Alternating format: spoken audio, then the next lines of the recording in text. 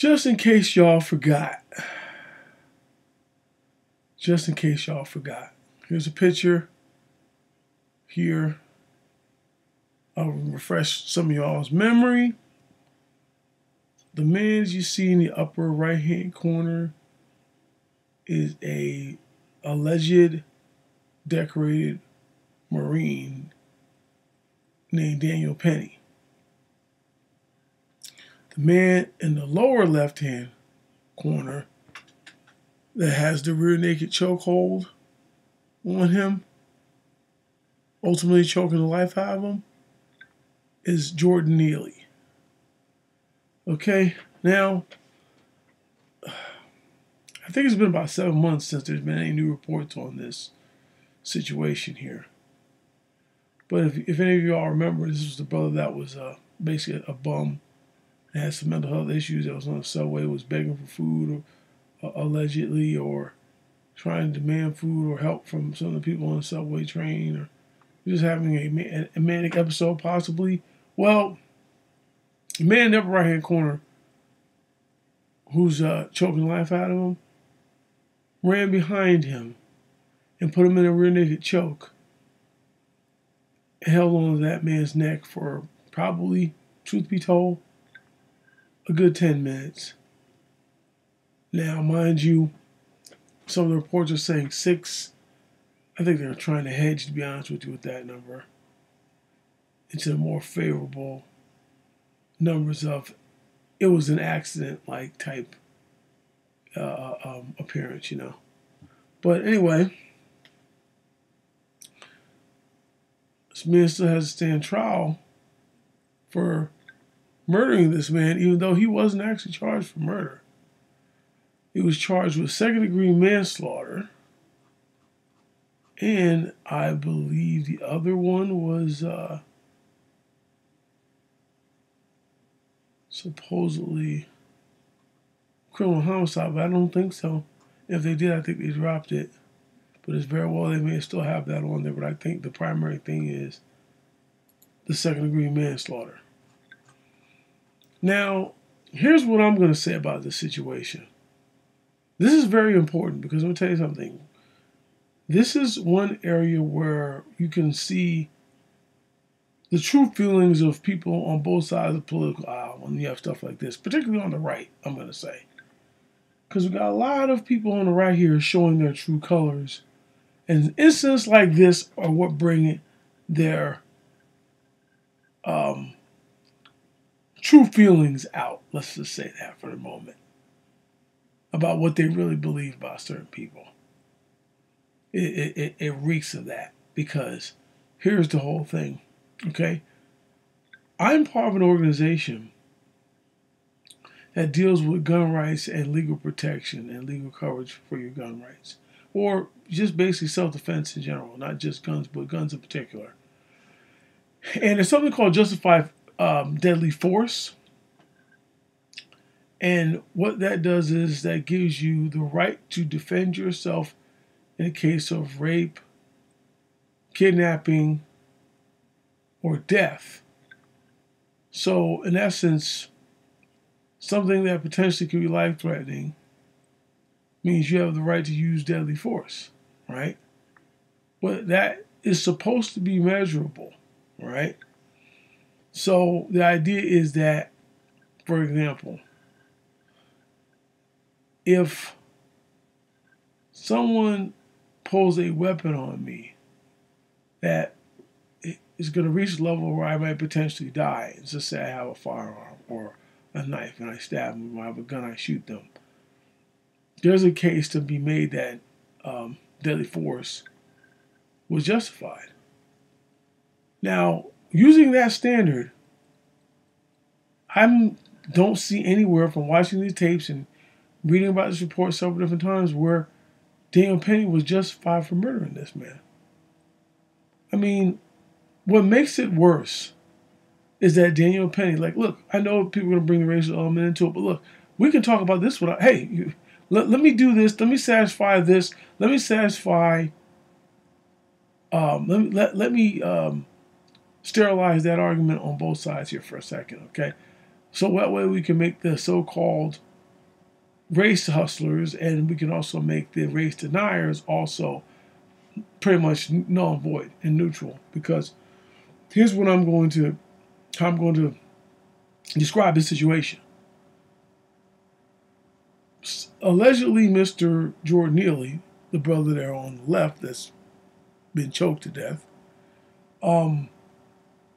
was loud and yelling at passengers, or allegedly demanding that food or whatever that he needed at that time. And I guess he was appeared to be having a manic episode. So some of the other passengers, I guess, were trying to say something to Mr. Neely, only for Mr. Daniel Payne to run behind Mr. Neely and put him in a chokehold that ultimately killed him.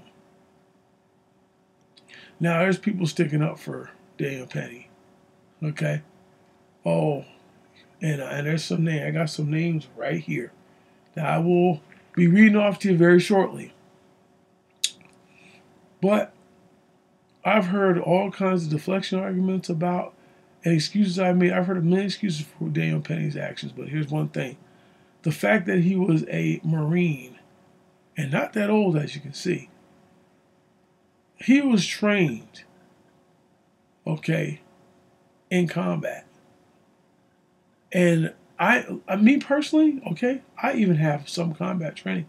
Matter of fact, I actually trained with a former Marine reconnaissance teacher. Yeah, okay. And he was teaching martial arts. He was my martial arts instructor. And one thing I know, and this is not even being, a military, registered person ever.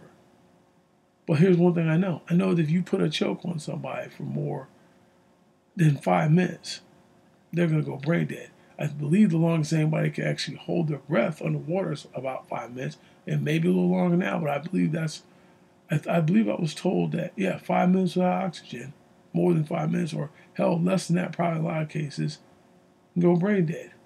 So if you got to figure, if Dan Penny choked this man for like 10 minutes, even if you say 6 minutes, at some point that man had to, not be resisting. And with the training this guy had, he should have known that he was out and released the hold. But he didn't. People even had to tell him. Now, you'll have other people say different, but here's the fact. There were people on that train that saw what was going on and said, let him go, you're going to kill him. And he choked the man to the point where he defecated on himself, which is usually an indication of a person dying because all their bodily functions just collapse. So think about that for a second. Then look at this picture and look at the expression on Daniel Penny's face. Does that look like a man that had any compassion for his victim?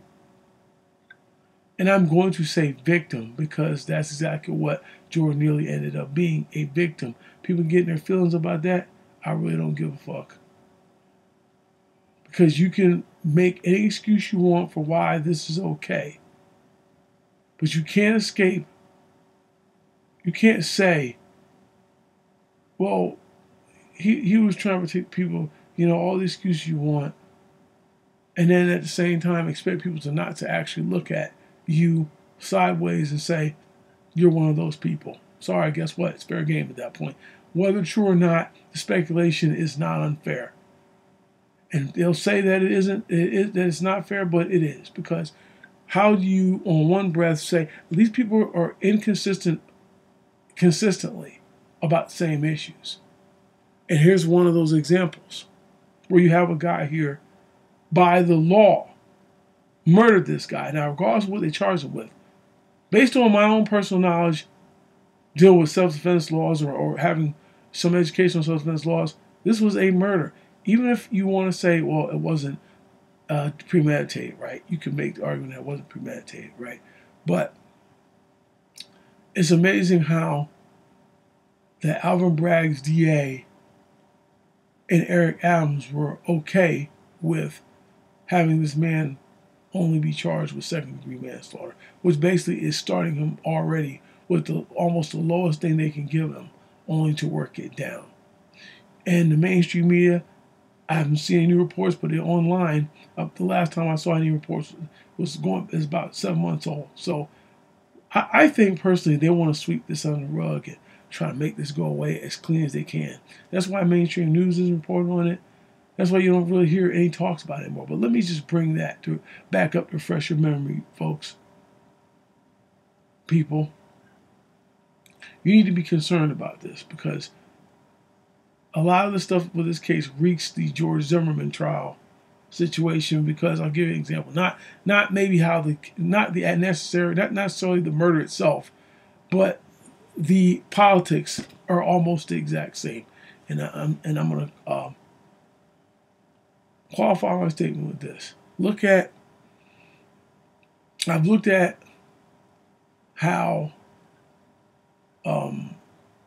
there's fundraising that these people get that's in incredible amounts when people like this get back. To mind you, George Zimmerman got a couple $1 million in donations when he was facing trial for murdering Trayvon Martin.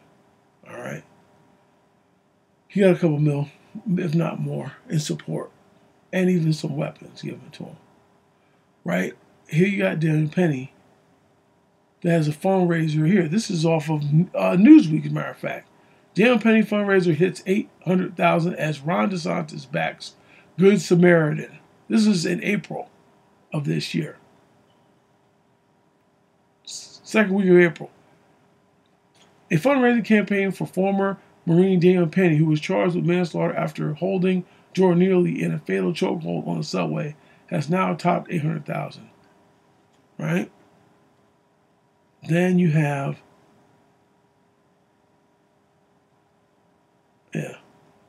this stuff here, where you have politician himself, a veteran of the forces after serving in the Navy, tweeted, "This is Ron DeSantis, folks. We must defeat the Soros-funded DAs, stop the left's pro-criminal agenda, and take back the streets for law-abiding citizens. We stand with good Samaritans like Daniel Penny. Let's show this Marine America's got his back." Yeah. Right. The man clearly committed a crime, and they're literally trying their best. See, I'm going to tell you something. They didn't even charge this man for this right away, right? Days before they actually charged him with it. And I'm going to tell you something. I think that this DA only pressed charge on him because there was enough pressure from black people. There was enough attention on it because like nobody was really trying to give up his identity. I think once his identity got out and people actually had something to target, then they were forced to have to charge him. But then, of course, charging him at the lowest end of the charges they possibly can to work it down to even lower, where ultimately ends up not doing any jail time. So let me just let you all know in front, if he doesn't get any jail time, don't be shocked, okay? You heard it here first. All right? So, you know, you got Ron DeSantis saying that, right? Then you got on ABC News where you got Matt Gaetz apparently also promoting Penny's fundraiser on his social media saying America's got his back.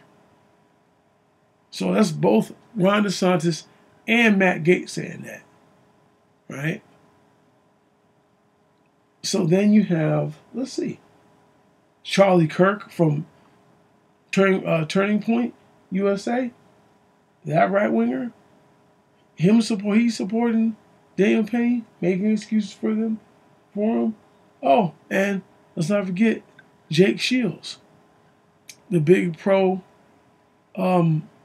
Gaza anti-Zionist. He's one of those. I mean, I thought, being personally, yeah, it's nice that he's sticking up for the Palestinians, but he's not so good when it comes to black folks. So, yeah, if you go to his Twitter page, you'll find out. Stay on there long enough.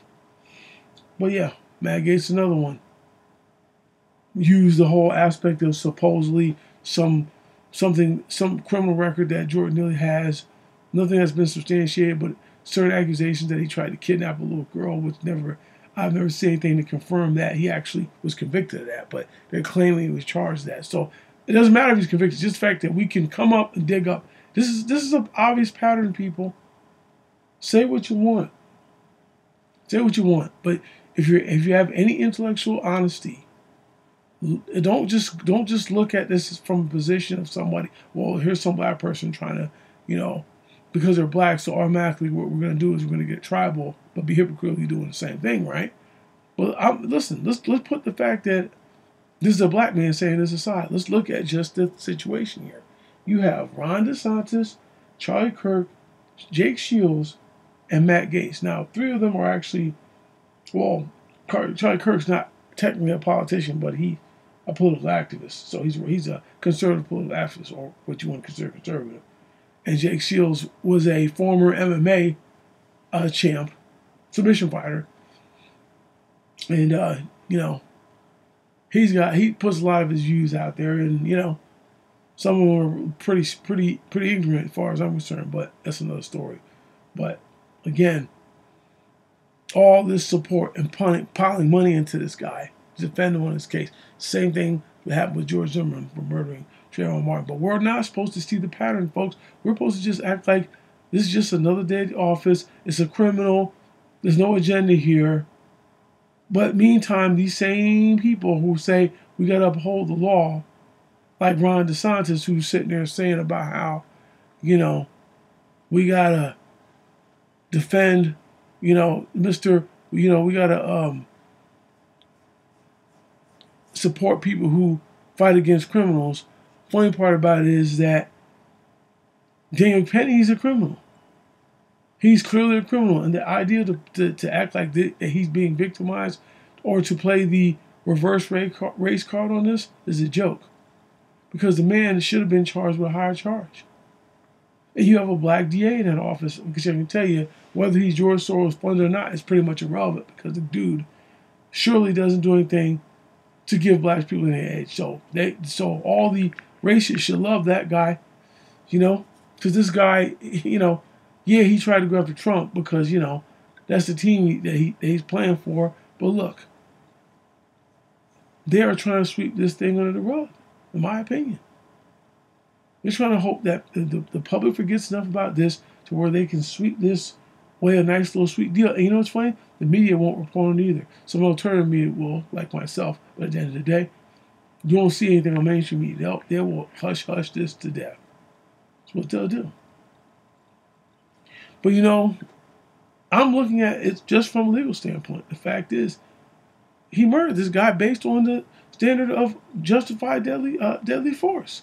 Okay? Just on that standard. Based on the Constitution. See, that's the thing. That's where these people expose themselves. Because, truth be told, a lot of them don't believe in the laws unless the laws cater to their tribalistic mentality. Unless the laws are making them into super citizens, then they don't say a word. And it's amazing, because what they think is that that Daniel Penny should get away with this, murdering this man with impunity, apparently, because he's a piece of crap or whatever else they want to use as an excuse to say, well, let him go. And disgusting enough, too, let me not forget, the freaking mammy of the right wing, Candace Owens. And let me just say, Candace Owens is not a dummy. She's very intelligent. So that's what makes it even more egregious. She knows what she's doing, but she's doing it for the money, and because, truth be told, she's got a deficient mentality in a lot of ways as far as the situation, because she has went as far as to say that she didn't feel anything for Jordan Neely, which she didn't even need to do. She didn't even need to go there, but she did. So she basically co-signed this as well. You people gotta understand something. If you're going to make a different set of rules for some people and another set of rules for another, you don't get to tell people, don't call me this, don't call me racist, don't call me sexist, don't call me a bigot, don't call me all that stuff. Because when you are willing to ignore the law, the actual law, in favor of, a cult of personality mentality. You can't have it both ways. That's the whole thing. You can't have it both ways. So guess what? Everybody can say America's got his back. It does kind of, does care to a with this, it can very easily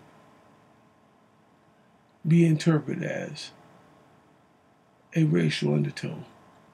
America's got his back, or do they mean all of America, or do they just mean white America? Because that, might raise that question. Because the fact is, Dan Penny murdered this guy in cold blood. He never attacked any of the subway goers. He never approached anybody in any type of way where he was threatening. And this man reaches up and chokes out a starving bum to death. It's literally what he did.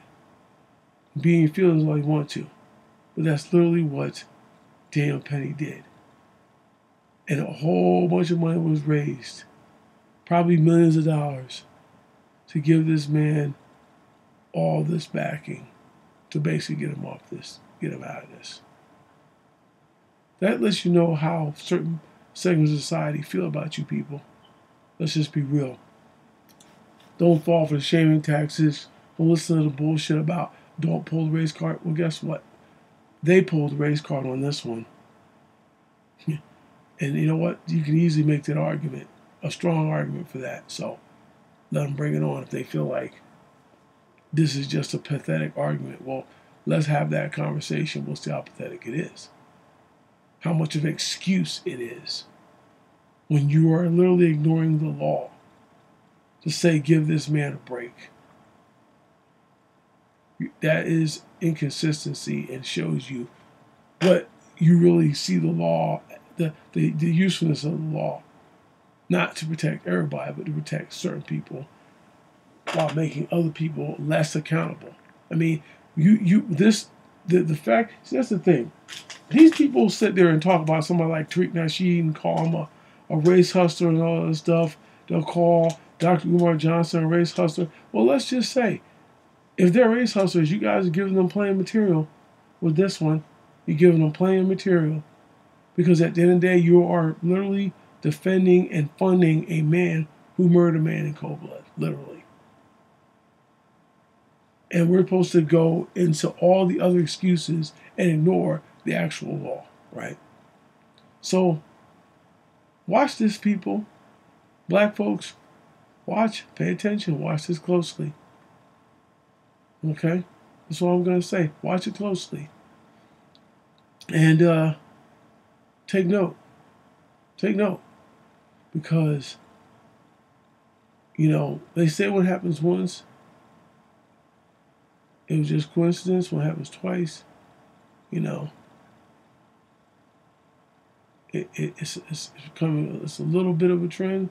What happens 3 times and more. It's a pattern. It's a clear pattern. Okay? They're mad because the cop that murdered George Floyd is dead. And they're running around here saying that the toxicology report said that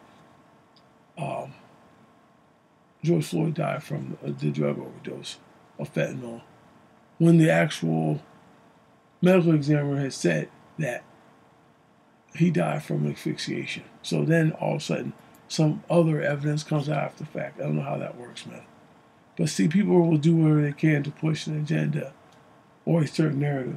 And you have that on both sides. I'm quite aware of that. See, what my point is when I'm explaining the political aspects of how to deal with politics, or as far as black people in racial politics is, that's why I said before, you're going to get racism on both sides. When you're talking about the duopoly, when you're talking about the Democratic Party and Republican Party, guess what? That's why, one example, to quote Neely Fuller, White supremacy plays both sides of the argument.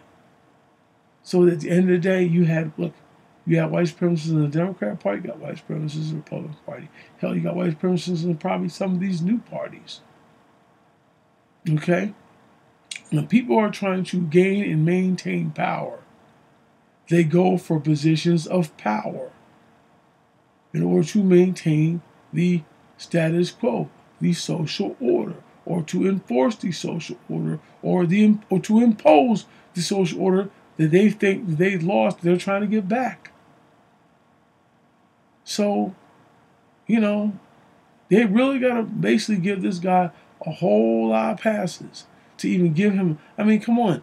They split the difference politically is what they did. That's what Eric Adams and Alvin Bragg did here. They split the difference politically. They didn't want to piss off the black folks, but they didn't want to piss off the white folks. So they said, okay, let's charge Jordan, just charge Dan Penny with the lowest death charge we can charge him with, so that way when we're negotiating table, he can negotiate it even further down, where maybe he does no jail time, and the most he'll probably do is 5 years. If that. But we're supposed to say, yeah, you're right, he was a scumbag anyway, so since he was getting loud and he got murdered, he got what he deserved, right? Come on, man. I'm telling you, people, pay attention. Okay? Pay attention. Look at the eyes of this guy here. Does that look like a man with compassion in his eyes for the person who he's choking to death? Does it look like he gives a fuck? Because it sure as hell don't look like it to me. It really don't. But we should keep track of this case.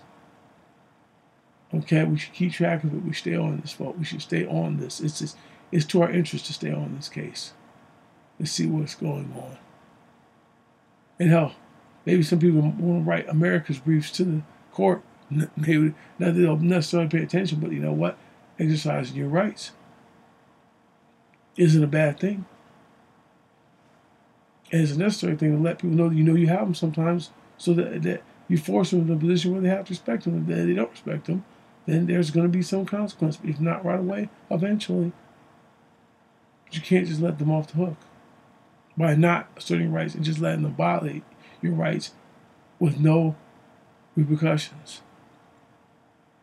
Because you're not going to count on the system to back you up, not really, until you force their hand. And the fact of the matter is here, look at that man. Look in the eyes of that man. Does he look like he cares anything about that man? It's like nothing there.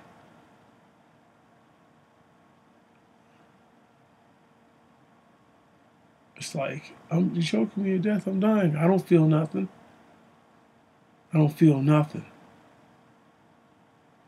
And exactly what those eyes say to me. I don't feel nothing for this animal.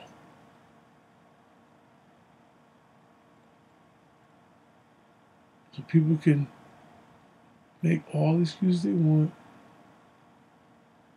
but the reality is, pay attention to this case, folks, and look at the people who support Dan Penny. Look at the people who are, making a case that the America's got his back for murdering Jordan Neely. What that really suggests. But again, we can't let them lullaby you on this situation because they want to, because they know how this looks, and they're in a bad spot with this. But they got their freaking, they got their tools in there. Alvin Bragg, which is nothing but a massive tool. And as someone says, once they get done with using their tools, they break their tools. Eventually, Alvin Bragg will be broken. Just like Letitia James is going to be broken. Just like that lady down there in Georgia is going to be broken. The one that's trying to go after Trump for them RICO laws and all this stuff and all the other people. They don't have a problem with using people of certain persuasion, so that way they can say, well, it's not us doing it. It's not us doing it. they're doing it, so it must be legit. This has been that tactic's been going on for years, folks. We know come on, we know what they're there for, and they know what their position is. And some of them play it well. Some of them, can't hold a nose much longer, and then they go about their business, they resign, or whatever the case is. But it's disgraceful that we have so many people in our community that have no problem with doing things like this. But again, God don't like ugly. And all I got to say is, no matter what they sentence Dan Payne to, it won't be anywhere near what he actually earned as far as conviction. It won't be. I'm sure of that. So strap in, folks, and be aware. Because when it comes, you go look back to this video and see what I said. And see if not just about everything I say comes to pass. I really don't think it's a hard call. But guess what? You don't got no friends, people. And black men, you definitely understand that you ain't got no friends. Not even in your own community in most cases. And please don't tell me about the women. Because I can tell you, there might be some women out here, some black women, but there's also a lot of black women that just got just as much anti-black male hatred as people on the other side. And that's even historically true. So, protect yourself. Don't give people the benefit of the doubt. Let them earn their keep in every way, shape, or form. Okay? But again, just know when they talk about people like who are racist, who ain't, this is where the point is. These folks will sit there and say that they're Democrats, they're the original party of racism and all that stuff, which is very, very true, but at the end of the day, a lot of Democrats morphed into Republicans after the Civil Rights Act passed for certain legal reasons.